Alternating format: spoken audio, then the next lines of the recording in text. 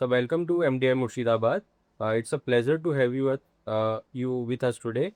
So, to begin, could you briefly introduce yourself and share your professional journey with our audience? Okay, so I am basically a Marwadi born and brought up in Calcutta.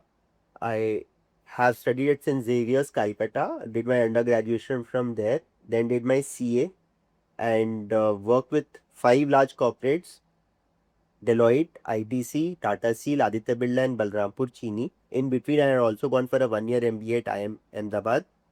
And since the last 4.5 years, I'm running my two ventures. One is CA Job Portal, which helps companies in hiring their finance talent, and BetaFin Partners, which is into things like valuation, financial modeling, financial due diligence, techno-economic viability, etc.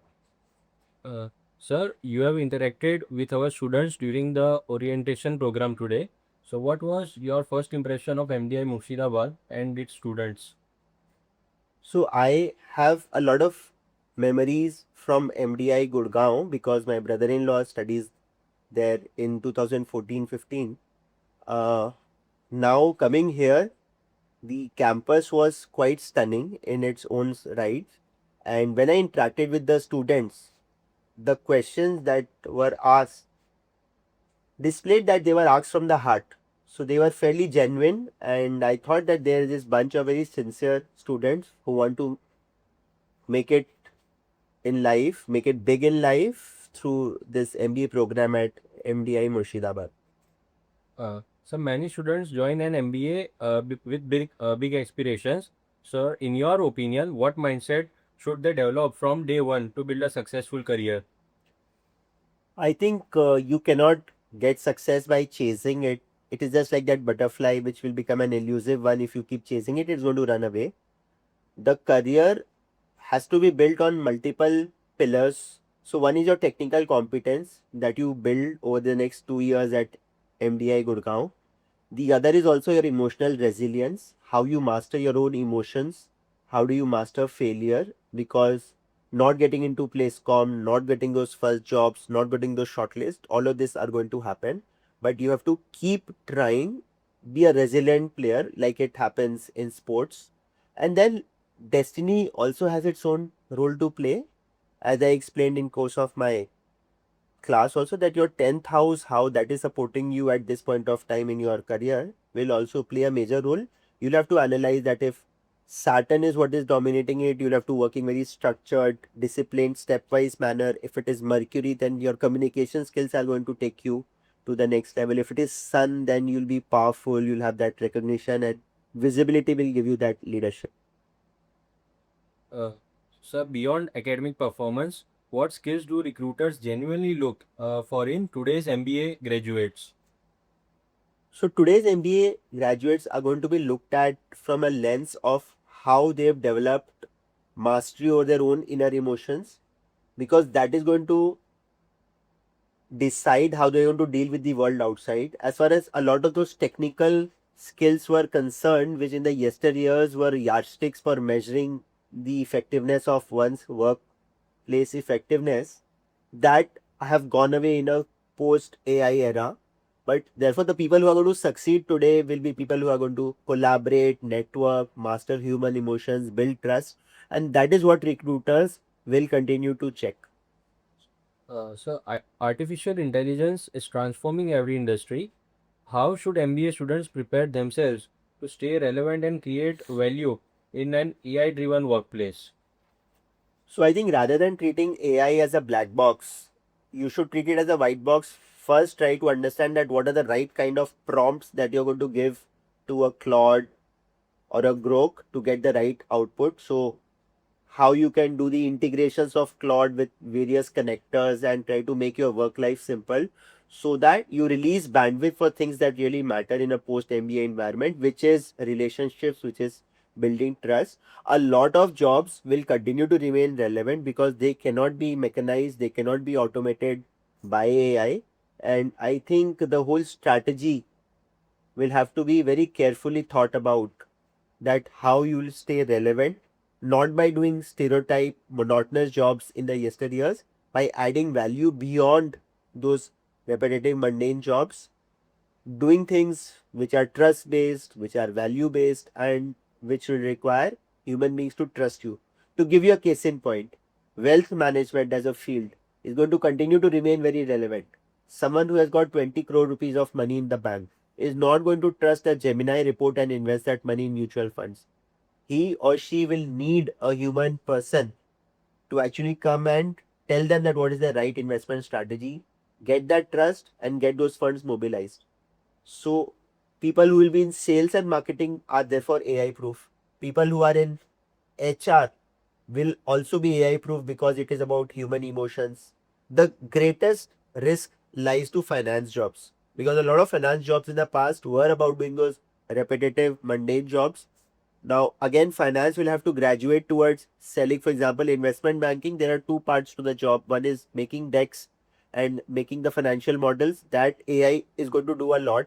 But then going out in the market and sourcing deals, understanding what the promoter really wants before he wants to get into an IPO, understanding what is the capital restructuring that is the ask for the day. Those things will continue to remain relevant, and one should therefore very quickly adapt and get those skills. So you have worked across consulting, finance, and entrepreneurship. What has been the biggest lesson from your professional journey that young managers should learn early in their careers? I really would think that as far as lessons are concerned, there have been different lessons at different points of time. If you are in a job, somehow try to, when you are in Rome, be like Rome and try to understand that what are the cultural ethos that drive that particular organization. And you have to somehow clothe yourself to fit into that because unless they see themselves as one of, they see you as one of them, they are not going to start trusting you and giving you growth. When you're in entrepreneurship, it is a lot of sales, it is a lot about hitting the road whenever you are even tired, trying to understand that where will the next work come from, who in the organization really matters in terms of power. So entrepreneurship has its own different challenges, job has its own challenges. Consulting today is very different from what consulting was 20 years ago because a lot of work again is being done by AI. But then again, the human aspect of consulting continues to remain relevant. So many young professionals dream of becoming entrepreneurs. So based on your experience, what advice would you give someone planning to start a venture after completing an MBA? The advice that I will give you honestly will be to really test your idea before you go full throttle into it. So post MBA, because you are burdened by loans, you are burdened by expectations, a good idea might be to actually join a startup as chief of staff for the founder and see what it takes to build a startup. And depending on whether your idea or concept has a product market fit or a service market fit, you do some initial trials and see that okay, there is traction coming, only then plunge into it full throttle. You must have financial backing. If you've raised funds, well and good. If your father allows you to bootstrap using his funds, well and good, because the journey to survive will also going to be quite challenging. So that's why you will see that a lot of startups actually fail after 6 months to 1 year. And most importantly, what is the idea that you are trying to really work upon? For example, there is this idea of Instamaids.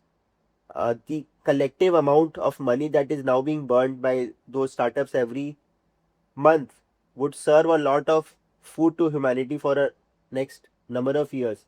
That is not a problem that really needs to be solved, at least in the way it is being. So, are you really chasing the wrong problem to be solved? Those are questions that you need to really ask yourself, ask the right mentors. So, get incubated by those entrepreneurship cells, get the right mentors, talk to your prospective customers, get a very good, real understanding of what you are trying to build, and only then plunge into it, because entrepreneurship is a very sexy word. You want to plunge into it as if just you land as the next unicorn of the world. It doesn't happen somehow that way because there is a survivorship bias. You tend to see the Mishos and the Flipkarts of the world, but think of it, those companies also solved very very tough times and still survived by some grit, by some determination. So it will be a very case to case kind of a bespoke answer. But yes, I would strongly recommend that if you find that managing uncertainty and building from chaos is your inner calling, go for it. Uh, So, what role do institutes like MDI Murshidabad play in preparing future business leaders for an ever-changing global economy? Now, this can be a very standard answer that yes, they've been designed over the years to build leaders, but the reality of 1980s and 90s is very different from the reality of 1920s now. What these elite institutes do, as I see across the country wherever I visit, is they give you a structural framework in which you equip yourself with A, technical skills, B, the network, and C, emotional resilience. Because the 2 year MBA journey teaches you a lot about life. So I think the combination of technical skills, network, and emotional resilience is what it takes to build future leaders. And MDI Murshidabad is also going to play a role in its own right. Yes. So finally, what message would you like to share with the students and the entire MDI Murshidabad community?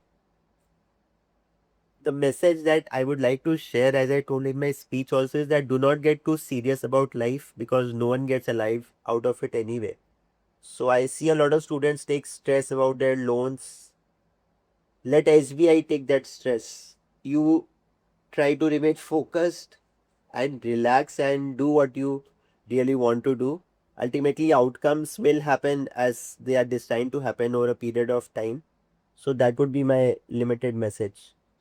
So thank you for Thank you. being with us today. Thank you My very pleasure. much.